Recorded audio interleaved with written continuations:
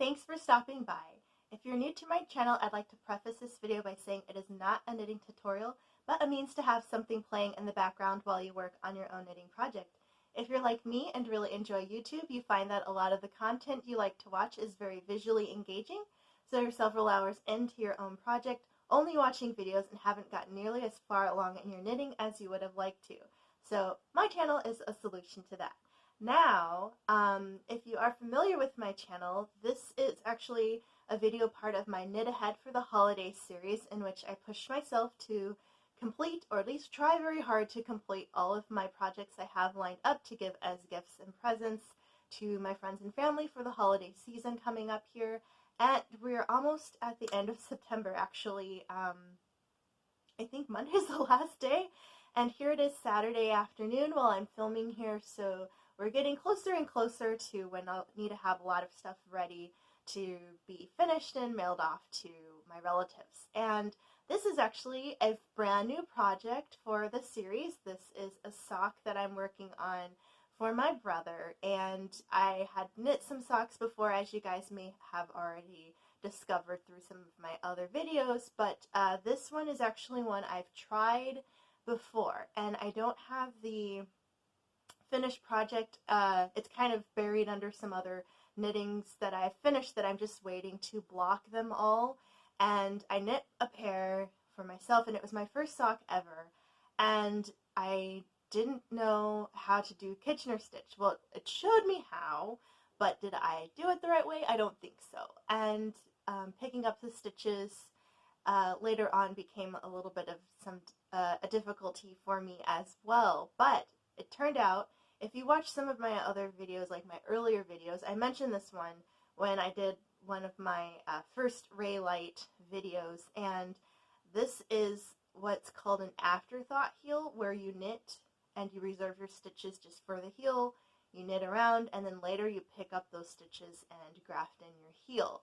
And I was talking with a coworker at the time and saw her knitting a different pair of socks, and her steps were a lot different than mine, and I later realized that there are two ways, there's several ways to knit socks, but one is with an afterthought heel, and that was my first time knitting socks. So I decided to go back to that because it does use worsted weight yarn, so I know it'll go by quickly, and I don't really have to be specific about the length of the ankle part, or at least the cuff part, before I start shaping the heel and the foot area. So these could be any length I want as far as like where they hit on the leg, and it knits up fast because it is with worsted weight. So I'll show you where I am right now just to give you an idea. So here is the cuff part. It was 6 rounds of 2x2 rib, and now I'm into, I guess, the leg shaft portion of the knitting, and I'm just using a basic stitch marker. I know I have a lot of really cool ones from my yarn crawl and the stitching convention, but I decided to go with just a basic ring.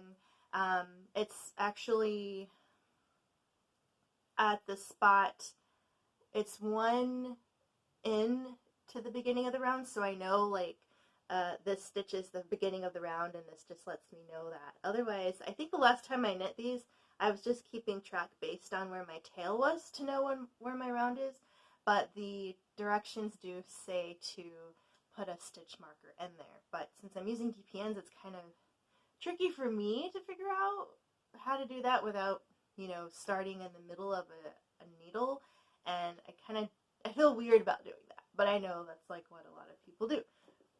So let me show you the book I'm using. This is called Weekend Knitting, 50 Unique Projects and Ideas. It's photographed by Erica McConnell, and it's written by Melanie Falick. And this is the cover, and this is what the back looks like. I don't think I've showed the back of a book before, but it just kind of gives you some more ideas of what's in here.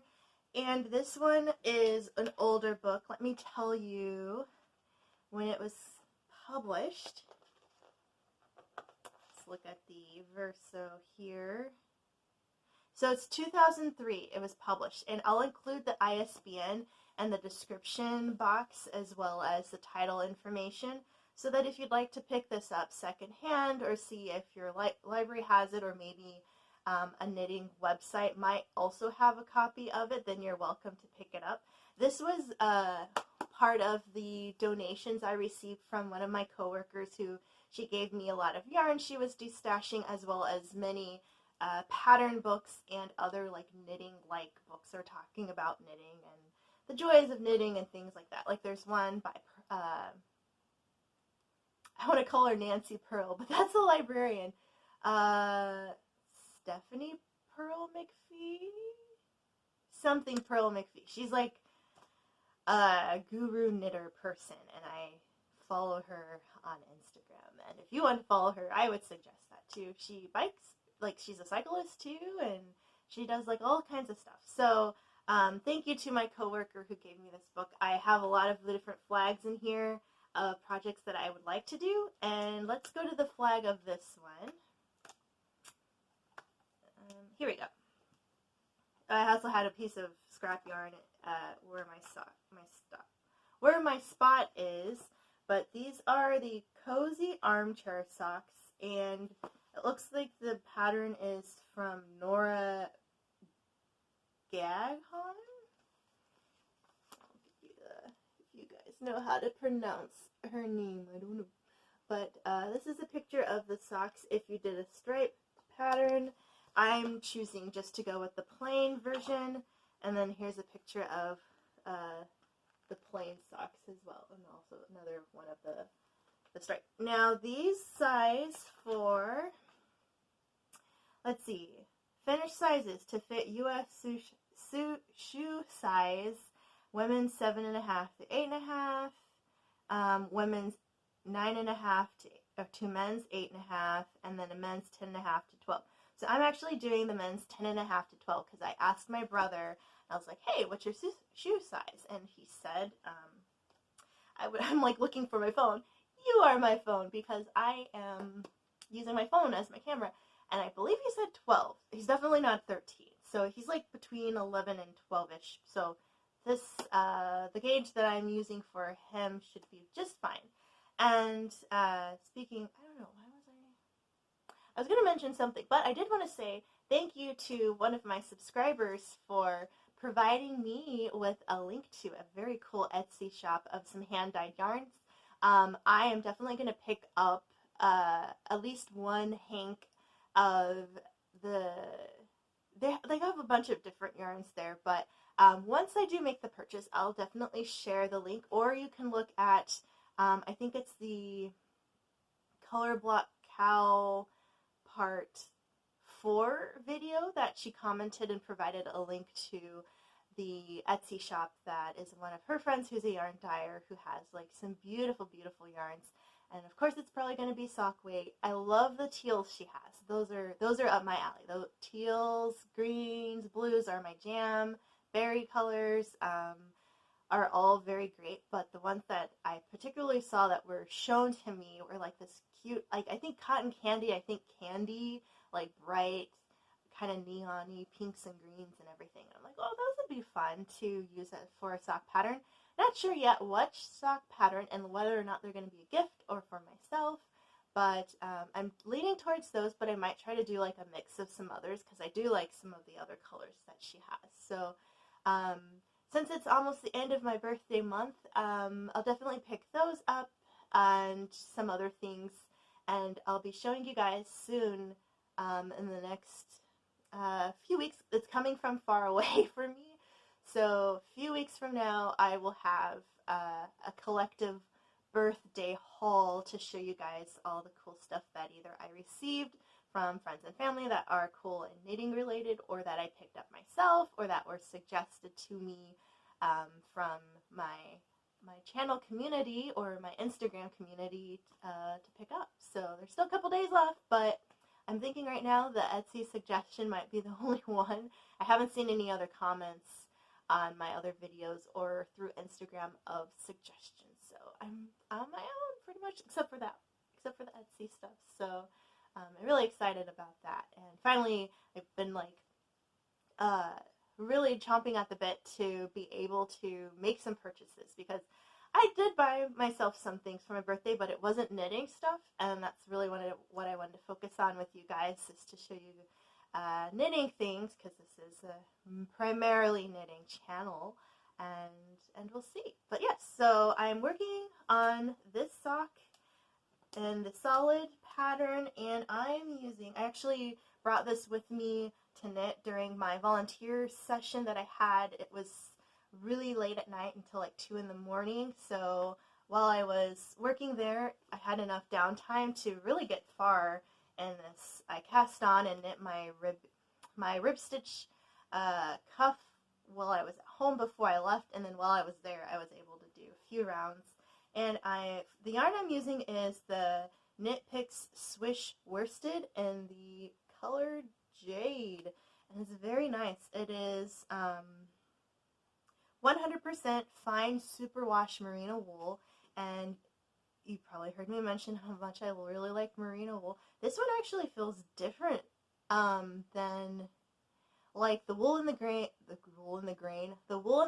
wool that I used for the pink dog's life coat that I knit, and I think I showed you guys that before I started knitting the blue one. But the worsted weight superwash merino wool that I did for the teal one, that was the second sweater I knit of that pattern. It feels different than this one.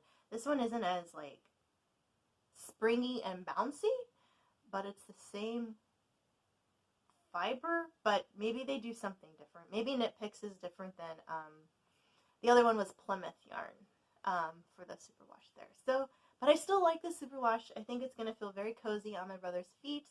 And okay, so enough of me talking. We're almost through quite a portion of it, just me gabbing away at you guys. But let's get into the part you're here for, which is the knitting. So for the cuff here, I can work until it is 6.5 inches from the cast on, but it says or desired length to ankle bone. So it's pretty short right now. I think my brother is like an ankle kind of sock guy, but considering these are going to be for in the home, I have purchased some like grippy sticky glue stuff to put on the bottom of the socks so that they make like a raised grip for like slippers, and these are kind of like what I call, at least my family calls them totes. I think Totes brand has like these Grippim socks, and my uncle really likes them, but I knit him a hat already, as you guys had seen earlier. That was one of the watch caps that I did, and I think for being at home, he's going to want like a nice sock that's decent length. So I think we could at least get maybe 3 or 4 more rounds just of the ankle part, and then we can go into shaping, or at least reserving those stitches that I need to keep for the heel, and then move on to the foot part. So very excited. I'm like, whew, I could be working on the Tempestry project, because that is coming up, but that will probably be later this afternoon. I have a couple other socks. Well, no, I have one sock that I'm working on now that's actually for my brother's fiance, but I just started casting on that one, and I've knit with a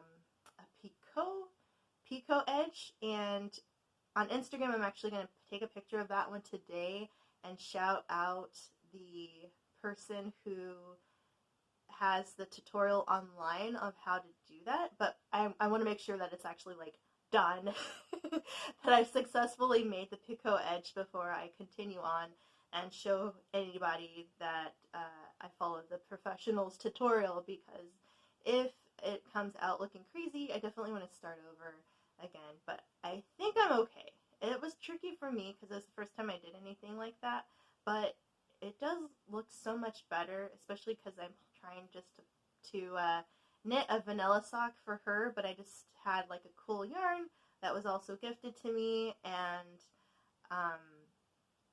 wanted to kind of jazz it up with the cuff. So we'll see how that one goes. But I was working on that last night because I figured I'm starting 2 socks for the same household. I finished their dog's um, jacket sweater thing, so I figured I should just keep going, at least make sure one household's gifts are completed, and then carry on. Because I think that makes sense. I should do that next year. Just make sure I knit all of the things I need for one family, so that if I end up running out of time for like other relatives, that I don't just go buy somebody a gift and then everybody else got handmade goods and they're like, what? Where's my whatever you were supposed to knit? Like, why didn't I get one and you just bought me something? And not that it's like I'm copping out, but who knows what my schedule's going to be like. I almost had to go into work today, and I was sleeping in because I got home so late from my volunteer position that I just didn't turn on my alarm. I knew I was going to film today, but I was like, well, as long as I have my light, it's a dreary day today, so as long as I had my light, I could pretty much film whenever. I knew what I was going to work on with you guys, so it didn't really seem like that big a deal if I woke up later. And then one of my employees called me because their coworker didn't show up for work, and the phone call is what woke me up because I was like dead asleep from getting home after 2 a.m. So I was like, oh, okay, well, I guess I'm awake now, because I'm like, well, if they don't come in, I have to come in if there's no coverage. So I told them, like, hey, email your coworkers, see if, well, one, the person still had about 5 or 6 minutes to show up. So I was like, well, maybe they're running late. They have, this window before it counts against them. So just check in with them, send them an email. That coworker is in between phones right now, so they didn't have a number we could call. So I said, send them an email, let them know, hey, are you coming or not? And then I didn't hear anything. So I called back because I was like, okay, well, I'm awake. I'm getting ready in case I do need to come in. And I called back and I'm like, hey, did your coworker come in? And they're like, no. So I was like, all right, well, you need to email the group and let people know there's a shift open so somebody can come so you're not by yourself. I'm like, I'm going to keep getting ready so that if nobody responds to you, then I can come in and work that shift instead with you so that you're not by yourself. And I checked the email and I didn't see a message. I was like, I just told you. Like, time is of the essence. Like, don't wait around. Just do it. So I sent it out as I'm getting ready. I'm like, hey, on behalf of coworker XYZ, so-and-so has an open shift. Can anyone come in, take it from now until the end of the shift? And I was like, okay, so I'm getting ready, and my partner is like, what are you doing? And I'm like, I'm getting ready for work. Like, I might have to go in any minute now. And then finally, I see an email pop in, and somebody else is like, I can cover. So I was like, thank goodness. And then, of course, they said they can cover, and then I hear back from the person who was a no-call, and they're like, oh, I'm sick. I've been really sick, and I just forgot that I had to work on Saturday. And I'm like, And I get it, there is something going around at my job, and I am scared to death that I'm going to get it. So I need to go to the pharmacy and get my flu shot. They had an event.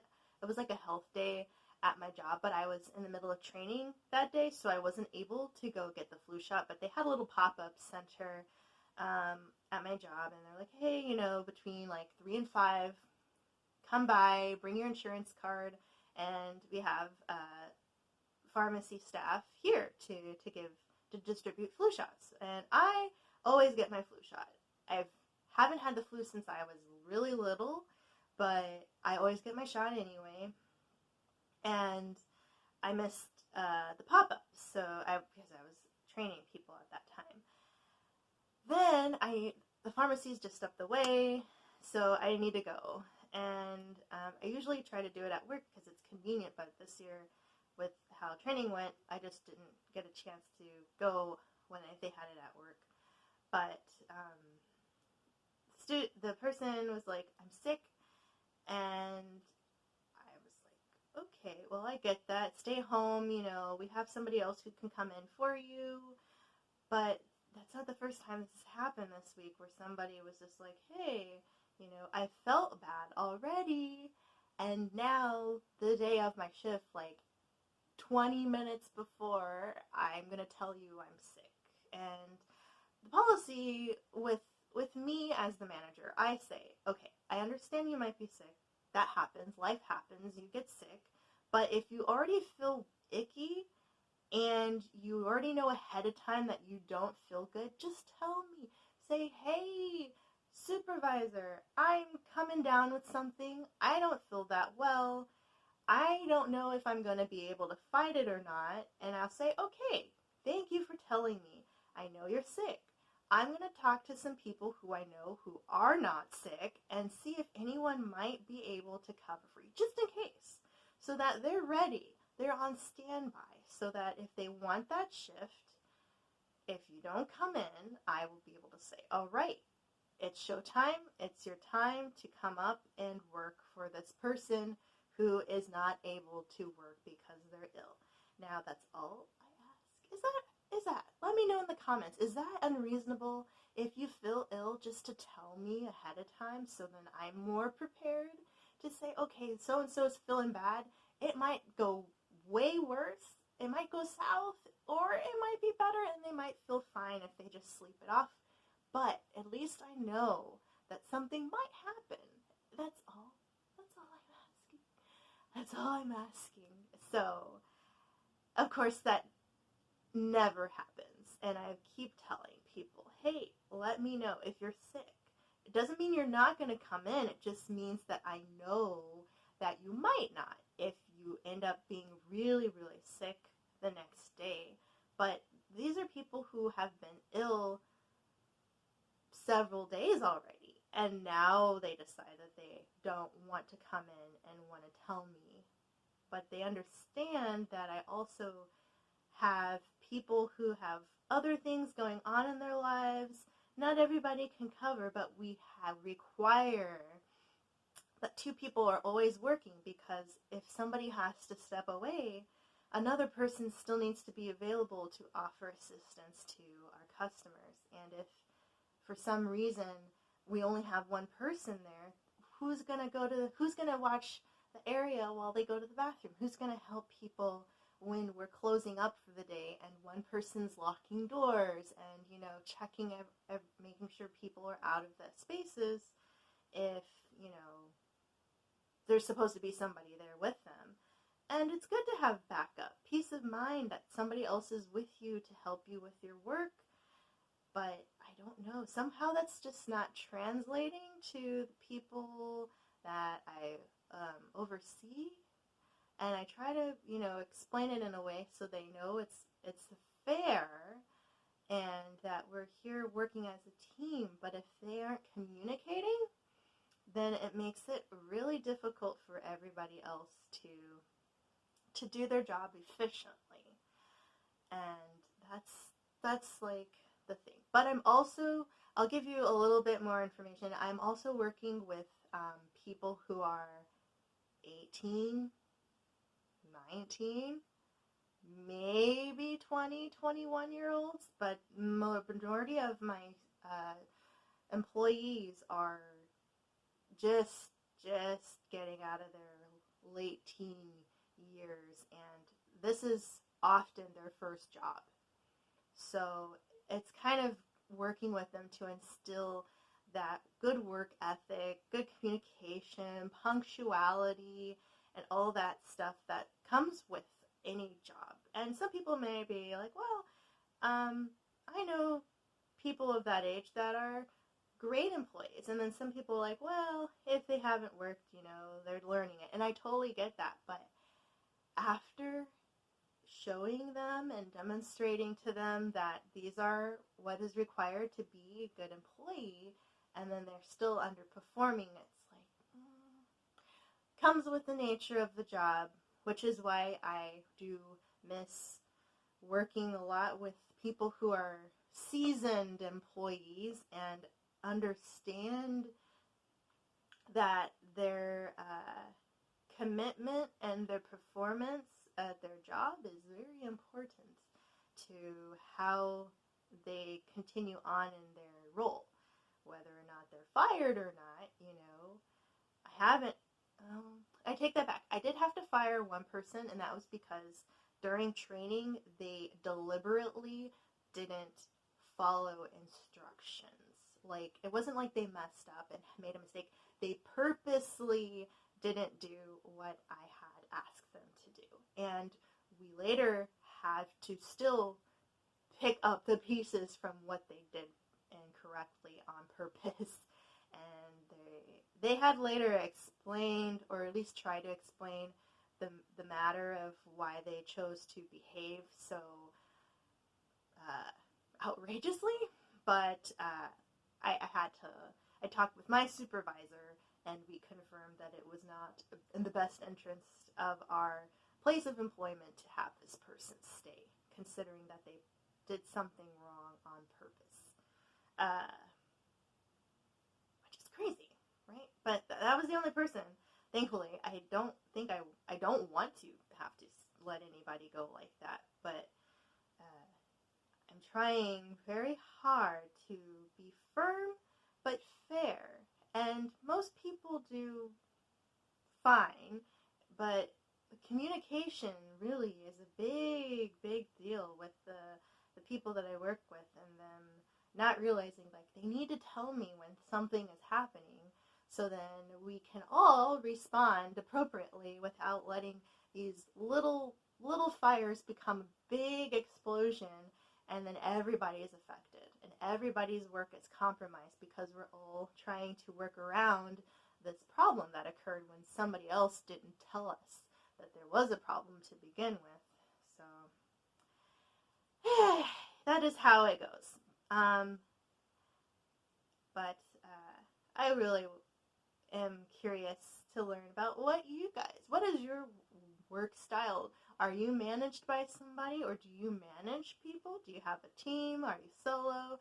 Are you one of the lucky folks who get to work from home? I think that would be my dream job, just to work from home. I almost had an opportunity. There was a job that I had interviewed for, and it was a remote job.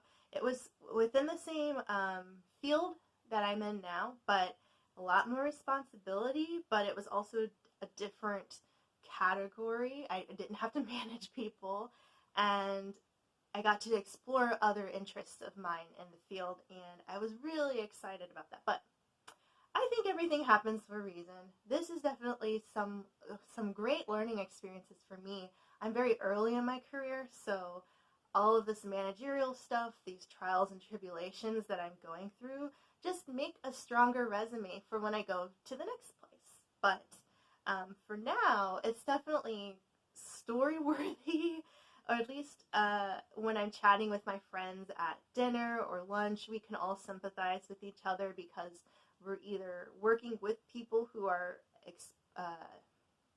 showing these similar characteristics, or we are trying to guide people in the right direction who are showing these characteristics. And it's just like, it's interesting to see like what the human psyche is like, and how people work as a team or don't work as a team. And then, me finding my role as a supervisor and trying to give everybody the right tools they need to be successful, and to help lessen the burden on me to try to put out all these mini fires because people aren't talking to their coworkers like they should be.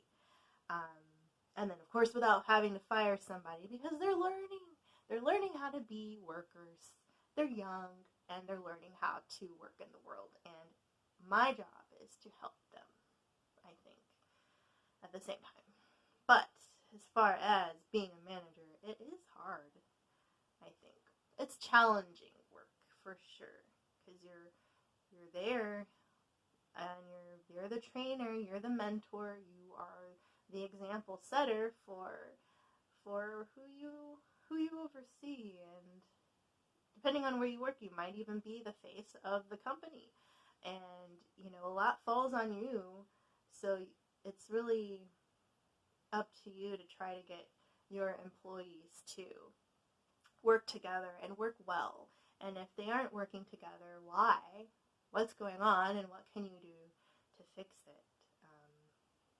I think shout out to anyone out there who does have to manage, and shout out to the employees who work under managers who are not maybe doing their best for you. And hang in there as best you can until you can find a place you can go that is better for your needs. I think there's always room to grow.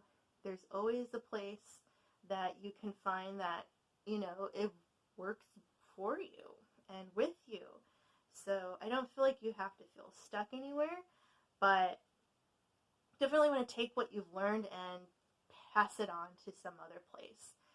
That's what I've done. Every place I've worked, I've always learned something new and taken it to the next place and adapted my previous skills to some new tasks that I have and brought some cool ideas to the table just based on other places I've worked at. And I think that's one of the joys of being able to find different jobs here is that you can kind of grow and learn and bring new ideas wherever you go. So I think this is going to conclude the video of me gabbing away about my job again. Hopefully I'll have some more content to talk about the next time. Actually it'll be a whole new month the next time we speak to each other. But here's a bit of my progress. And thanks for listening. Thanks for stopping by. And I'll catch you in the next one. Bye.